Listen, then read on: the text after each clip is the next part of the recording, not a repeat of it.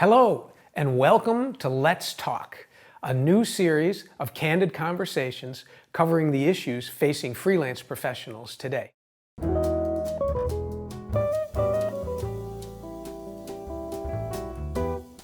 I'm Tom Rizzo, your host, Managing Director and founder of Plectrum Advisors, an investment advisory firm based in Los Angeles.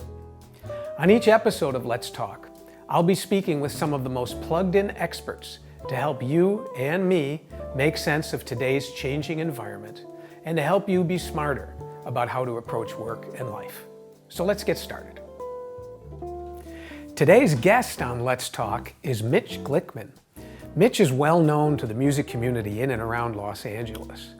He's the musical director of the Symphonic Jazz Orchestra, a 68-piece ensemble dedicated to the performance and development of music that combines jazz and orchestral elements. He's also founded an extraordinary program to bring music education to schools that don't have a program, and it's currently offered in many schools in the Los Angeles area. He's also the head of the Jazz at LACMA live performance series at the Los Angeles County Museum of Art, which brings audiences weekly concerts featuring members of the Los Angeles-based jazz community. And if that's not enough, he also hosts two great radio programs, both broadcast on KJazz 88.1 and live streamed at jazzandblues.org worldwide. I've known Mitch for a long time and have had the honor of working for and with him, both as a teacher in the Music in the Schools program, as a musician in his Symphonic Jazz Orchestra concerts, and as a featured artist in the LACMA Jazz Series. I'm so happy to be able to have Mitch on the program today so that he can share all the great things he's doing with you. Welcome, Mitch. Thanks for joining us on Let's Talk. I'm really excited today to have my good friend and colleague, Mitch Glickman, here today. Many of you in Los Angeles know Mitch and know about Mitch. He's a very unique individual and does so many different things in the community, things that are both enriching lives of children, enriching the lives of jazz lovers, and he does a lot of things just to bring awareness to the arts. And everybody in the music community, I'm sure, is well aware of Mitch, and we're hoping today to be able to talk to him a little bit more in depth about some of the things that he does and some of the great things he's doing in Los Angeles. So it's my great pleasure to introduce Mitch Glickman. Mitch, thanks so much for joining us today. Always good to be with you, Tom. So this is fun. You know, I've had the honor and the pleasure of working for and with Mitch on in several capacities.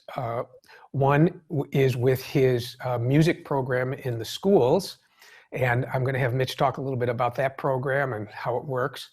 And then the other, where Mitch has brought me in as a featured artist on his LACMA Jazz series at the Los Angeles County Museum of Art.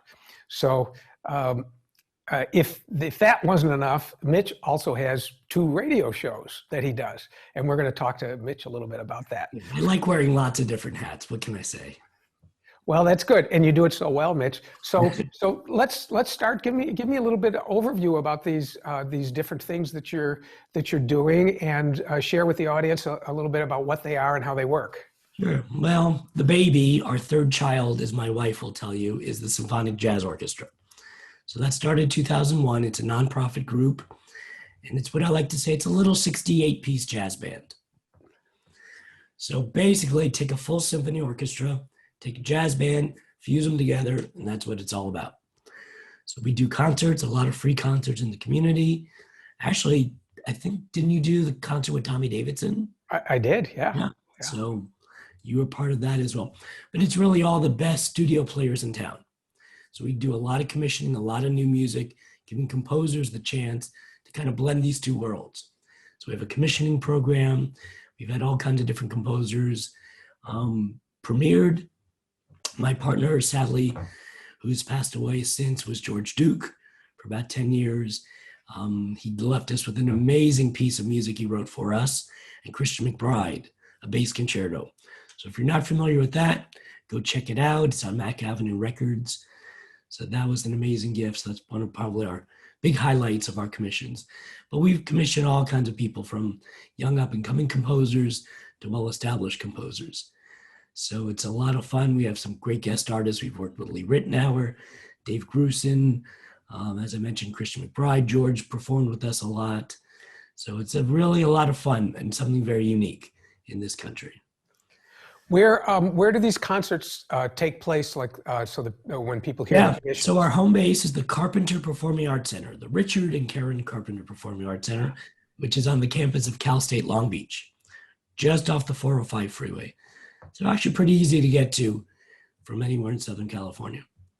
So obviously it's been a little bit quiet these last couple of years with the quarantine, but hopefully we'll start reemerging soon and get back to music making, which I can't wait for. I've played on some of those concerts and I've seen some of them, and they're really a very unique construction that you really don't see in any of the other kinds of concerts. So talk a little bit about the commission process, Mitch. How does that work, and how do you find the person that's you're going to commission to, and how does the creative process work there? Yeah, that's the $1 million question. So sjomusic.org, I'll put it out there. That's the website, SJO, because nobody can spell Symphonic Jazz Orchestra. sjomusic.org. There's actually a new program, not that new, it's about 6 years old now. We partnered with the ASCAP Foundation. So every year with the ASCAP Foundation, we open things up so that any composer across the country basically can submit an application for this competition. So myself, along with our music advisory committee, which is all the top music makers in LA, or actually across the country, we sit out and we hash it out, because there's so many great composers out there. And this is such a rare opportunity for a composer to blend these worlds and have it heard in concert. We're basically the only ones in the country doing what we do. So through this foundation, it's a $5,000 cash honorarium. We do this actually in honor of George every year. So it's a great way to continue. It gives us a great introduction to composers we may not know about. So it's really a wonderful opportunity. Sadly, we're backlogged right now because we haven't performed in a while. But yeah, we've had a lot of great composers come through here. I'm trying to think. Remy LaBouffe, Alan Chan, Daniel Szabo have been some of our recent winners these last couple of years. So it's been a lot of fun premiering their works in concert, so they get to hear it and take it and run. That's fantastic. And if there are people out there that are watching or listening and are interested in helping you fund these kinds of things, how do they become a part of that process, Mitch? So sjomusic.org. So there is a tab that talks about the commissioning program. So if you're a composer, check that out. If you want to make a donation, there's a great donate button. Just go, it takes you through the PayPal process. So we have all kinds of programs where you can support. We have a way where you can basically underwrite a student in our Music in the Schools program. You can underwrite a class, you can underwrite a school. So there's all different kinds of ways we get foundation support, government grants, the usual nonprofit stuff. That's fantastic. Well, I can personally attest to what a great creative and artistic experience this is, having participated in a couple of these things. You've brought me in, and actually you had when we had Tommy Davidson was your host. We brought my daughter my daughter Anne Marie to sing on one of those, and this is something that is both very inclusive of the music community, and you have such high standards in terms of the level of artistic accomplishment and talent in these things. It's really a fantastic thing. So anybody out there, it is fun. It is fun. It turns orchestra concerts into fun all the time. Yeah, it's really great. So you touched on a little bit. Another thing I'd like you to talk about, and that's your Music in the Schools program. And You brought me in a couple of years ago, maybe it's been 3 years ago or so It's now, been a while, yeah. uh, as a teacher in this program, and I have to say, it was one of the most rewarding experiences I've had. Surprised me really. It was I think the age that I was teaching was second grade in Culver City schools, and I have to say it was shockingly just a fantastic thing to do. So, do you want to talk a little bit about this program, how you started it, and what it does, and that kind of thing? Yeah, so the orchestra started in 2001. Our school program started in 2006. We had done a lot of one-off programs, some assemblies and workshops and master classes at different schools. We went to one school, this was down in the Watts community, and brought some of the members. We can't fit all 68 members in a elementary school auditorium, and did a little concert, and the kids were amazing. I have never seen an audience ever as raptured as they were by this group. They were so into it, so appreciative. And afterwards, I went to the principal. I said, "This is truly touching. I mean, this was amazing concert." I was wondering, are the kids always like this for these concerts? And she kind of looked at me strangely and she said, "This is the first concert they've had in 17 years. Yeah, my heart just dropped. I was like, oh my goodness. And this is the norm. So there's a swatch of the community, South Central LA area, where there's been no music program for decades, generations. And the more I learned about that, the more it's like, all right, we can't be everything to everybody, but let's make a dent here. And so this is actually where we started building our program. So it started residencies, which is what you do. It's a year-long program. So you were teaching artists for our Bach to bebop. Gives them 400 years of music. It's great, turns them into music listeners. And then you can talk about this too, become composers. They all write a blues song. So we really get into the American music part of it. It's a big part of our program. So the blues and jazz, obviously, are a big part of what that's all about. So we do everything for classical music all the way up to American music, which obviously focuses on blues and jazz. And then they actually write their own blues songs at class. They perform it for their whole school. So it's a very intense program. And that's where we started this school program. And now from that became basically TK through fifth grade. So now there's curriculum, unique scaffolded curriculum for every grade in elementary school. We started with 4 classrooms in 2006. We now have 137 classrooms in 5 school districts and 13 schools all across LA County. Wow. So we're in the Watts community, Compton, Lenox, Los Angeles, Culver City, and Long Beach. Wow. Wow. And who are your teachers?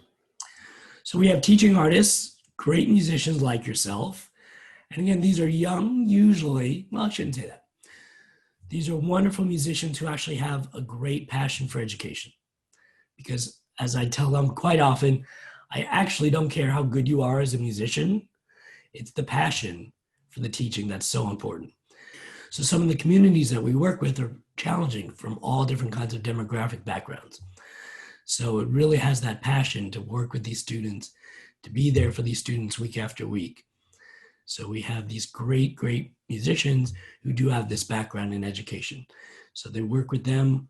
And again, these are year-long programs, once a week, 30-minute classes. And then some of the programs culminate in a big performance at the end of the year. So yeah, it's very challenging and incredibly rewarding because they are sponges and they are open to anything.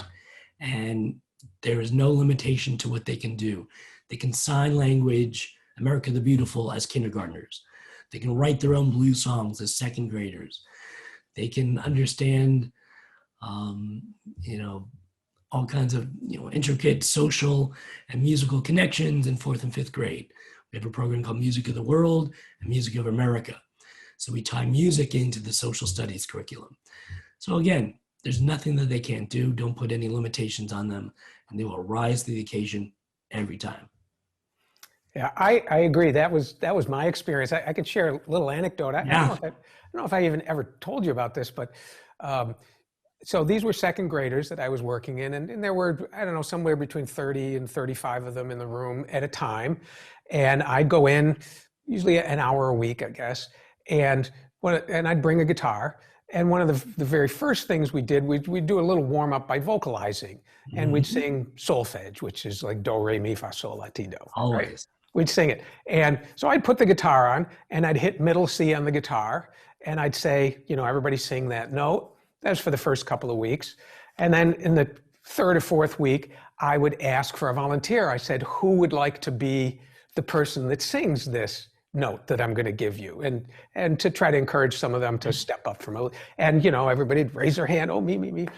And then in the fifth week, I did an experiment. I said, who remembers what middle C sounds like? Wow. Everybody raise their hand. 80% of them could give me the note after hearing it for 5 or 6 weeks. Interesting. So talk about sponges in terms of understanding and taking things in. So they were relating to this pitch as they'd relate to color. You'd show them the color red, and then the next week say, which one of these is red? They had the same. It was shocking to me because we think of perfect pitch or something like that as being inhabited by a very small number of people and that kind of thing. But boy, if you start people early and you don't give them any expectation or tell them what you're doing, just say, who remembers what it sounded like? So that was a nice example of, boy, they're just capable and absorbing things. So that's a good experiment. Yeah. It was very interesting. Talk a little bit about, I think one of the first ways I got to know you is you brought me in, not as a teacher, but as a performing artist, as part of a blues trio or a jazz trio in this music program. Talk a little bit about how that works, Mitch. Yeah, so in addition to our teaching artists, which are in the classroom every week working with the students, we have guest artists from members of the Symphonic Jazz Orchestra. So these are the great players that don't have time to teach, or maybe not even have an education background, but are just great with kids.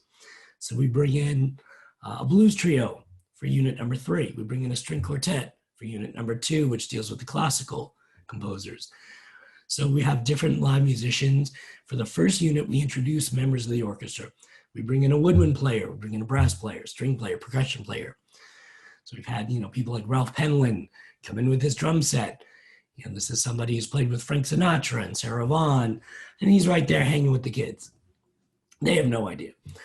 And again, you're 3 feet away from these great musicians, soaking it up, experiencing live music. So these are kind of one-offs. But then the blues trio, which you're in for a lot of years, actually comes back at the end and becomes the backup band for the students when they do an assembly for the school. So they premiere the new songs that they wrote. It might be the Broken Arm Blues, or the Lost in Disneyland Blues, or My Best Friend is Moving Away Blues. Listen, we all get the blues. So they all share those things. And then the band backs them up. We also do some Duke Ellington songs. Like you mentioned, solfege becomes do, re, mi from The Sound of Music. So they become great performers and composers as well. And they have this killer band that's backing them up. It's such a, it's such a great gift to the kids. I mean, they don't know a highly talented musician from someone who's not.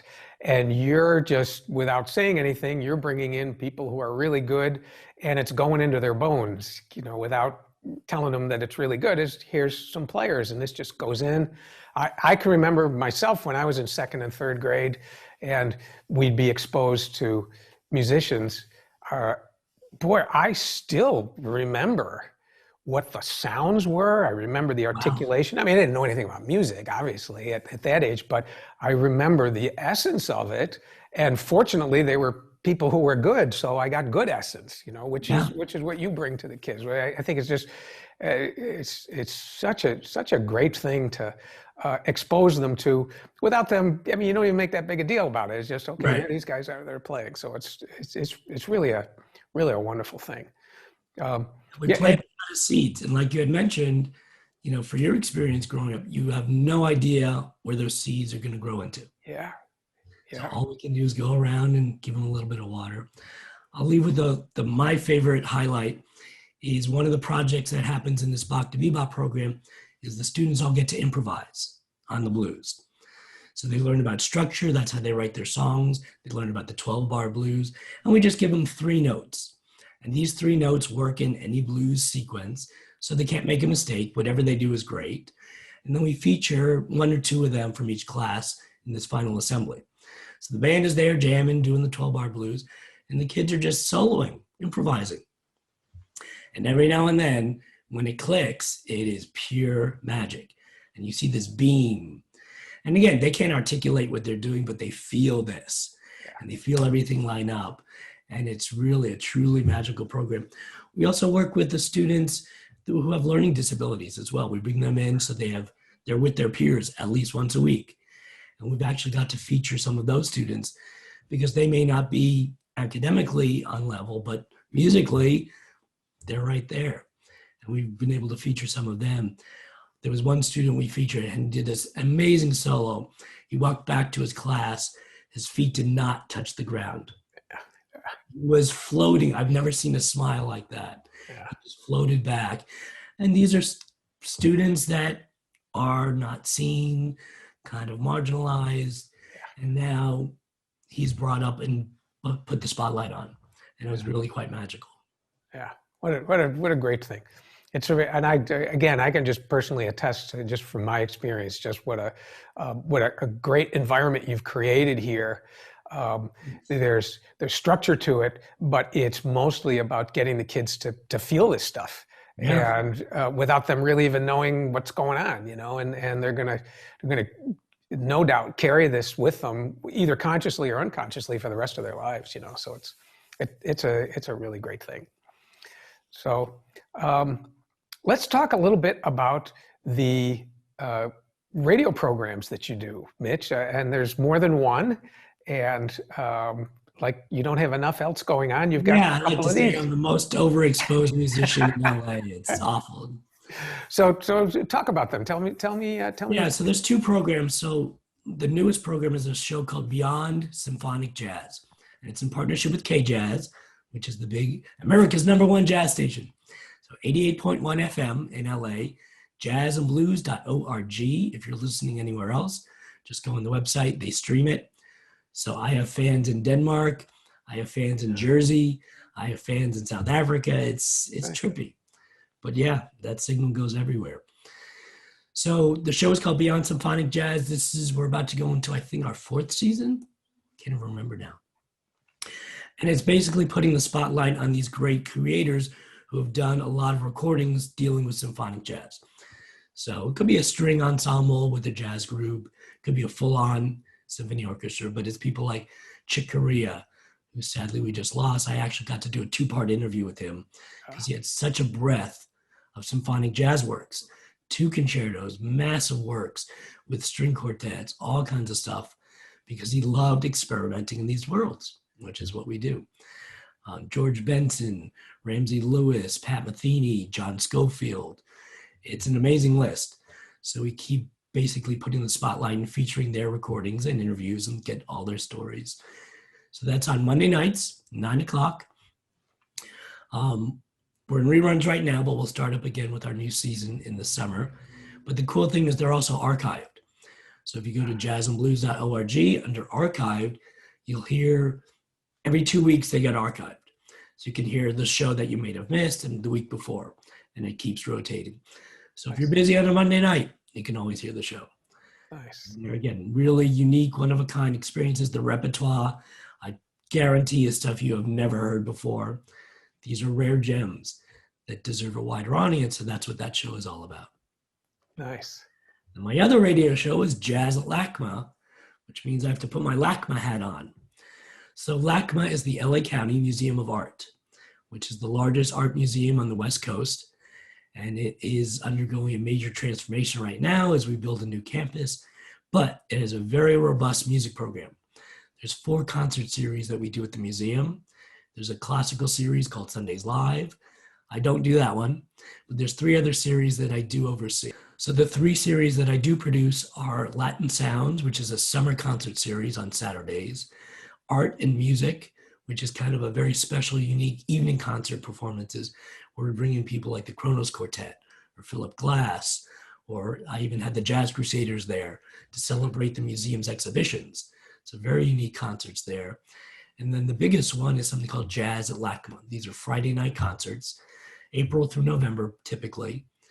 And then these concerts are also recorded for broadcast on KJazz on Sunday nights, 7 o'clock. So I got to have I always say they're the greatest musicians in the world. They just happen to be from Los Angeles.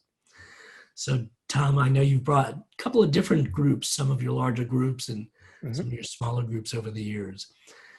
So it's the best of the best. It just happens to be LA centric. So we focus the spotlight on the greatest musicians, our LA finest. So again, there's people like Billy Childs and Tom Rizzo, and we've had the Kenny Burrell, big band there. Yeah. We do special features. Once a year, we do the LA Jazz Treasure Award with the LA Jazz Society. So we've got to honor people like, Lalo Schifrin and Snooky Young and Wayne Shorter and all these legends to say thank you, basically, and to feature them in their music and do a special concert for them. So it's a really great gathering. And these are free concerts right there in the open area in the museum. So we get thousands of people every week. And then those shows become broadcasts. I do a short interview with them on the break. So it's a lot of fun to really, again, put the spotlight on LA's best. It's from the artist standpoint. You've had me in several times with several different ensembles that I've brought, and it's the jazz musician in Los Angeles. Maybe it's like this in every city. I don't know, but it's difficult for us to attract a large audience. You can have superstar players and really great music and really well-rehearsed and well-accomplished things. It's difficult to draw a large crowd. There's kind of the nature of jazz in, the modern world. And when you come to do one of the LACMA nights, there's literally 1,000 people assembled there. They may not know who the particular artist is necessarily, but they trust Mitch is going to bring something really good in here, and it's free, and it's a party, and let's go check out the music. So it almost reminds me of, 400 years ago, the way things used to work, where somebody would curate, that people would respect the curator and say, well, I may not know the artist, but I know this is going to be good, so I want to go. So from an artist standpoint, not from the audience standpoint, from the artist standpoint, it's a fantastic opportunity to bring an audience that's eager and ready to listen, and let's see what you got. And it really turns into a really spectacular experience for the performers. I can attest to that personally. It's truly a great audience who comes with open ears. Yeah. And, we get some of the quote unquote, out jazz musicians that are a little bit more experimental. And they're right there with them. Yeah. And then we have a little bit more of the contemporary jazz. Whatever it is, it's done at a high level. Yeah. They will enjoy it. Yeah, it's just a great service, and I wish more people were doing that kind of thing, of presenting that. So we're from the performing community, we're all really grateful that you're continuing to do this, Mitch. I assume this didn't happen at all last year, is that right? And what are the plans? Yeah. So what do you do when you can't perform? So we ended up doing this hybrid thing called Meet the Musician. So it was a Zoom concert, but basically I would interview, and then we would play some videos, and then the artist would do basically solo numbers, a solo performance from wherever they were. So all done safely. This year, starting next month, we'll be able to do special concerts at the museum, but no audience. So we'll still tape it, put it out. So once a week, you get to go to Jazz at LACMA. Obviously not the same, but it's a way to get the bands back and working and together and safe. So these are actually, we're only doing up to quartets. So nothing larger than that. So everybody can be socially distanced and safe. So we'll see, and we'll see how the year progresses. Who knows, maybe by the end of the year, we'll have an audience. Yeah, we're all hoping, right? I mean, this is a year of hope here, right? We've got the light at the end of the tunnel. Exactly. And everybody's hoping here. Well, Mitch, it's been just a real pleasure to reconnect with you and to hear a little bit more in depth about all the things that you do. I know our listeners are going to be encouraged to check out more of the things that you're doing, both the radio shows and the LACMA concerts. I personally look forward to the reopening of your school program so that I can come back in as part of your blues trio or your jazz trio. It's I can attest, I've done a lot of performing in my life, and the audiences of those little kids, this is the best audience ever. I mean, they are there listening, and they pick, if you do something that is not a mistake, but boy, they're paying attention to any deviation you do. And with most audiences, you get away with anything. You can't get away with anything with these kids, and it's really a fantastic thing. So, well, Mitch, once again, I just want to thank you for taking the time to share what you're doing, and I really look forward to the resumption of full Mitch Glickman here when. Listen, for all of us. And Tom, one of the cool things that you've been doing lately, which has been great, I know on an education level and an investment level, is really helping musicians on the financial end of things, learning how to deal with retirement. Listen, as freelance musicians, that ain't first on the list of things that we're working on. I know you do work in the schools trying to educate musicians, and it's really not just musicians, it's for everybody, but that's the nice niche that you took to say, hey, savings are important, investments are important. So it's been really great to see you kind of combine these two things and really help the music community like you've been doing. Thanks, Mitch. I appreciate that. For all of you listening at home, we will put up at the end of this video, we'll put up all the contact information for how you can participate in any of the things that Mitch is doing, both websites and addresses and that kind of thing. And we encourage you to check out everything he's doing, because I think you'll really enjoy it. So thanks for watching, everybody. Mitch, thanks for participating here, and we look forward to seeing you again in the near future here.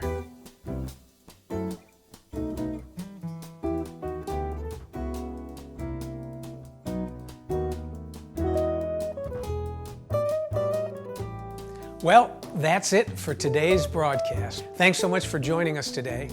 I hope you'll come back for more. We've got some really great guests lined up, and we'll be sure to let you know when the episodes are available. Thanks again for watching.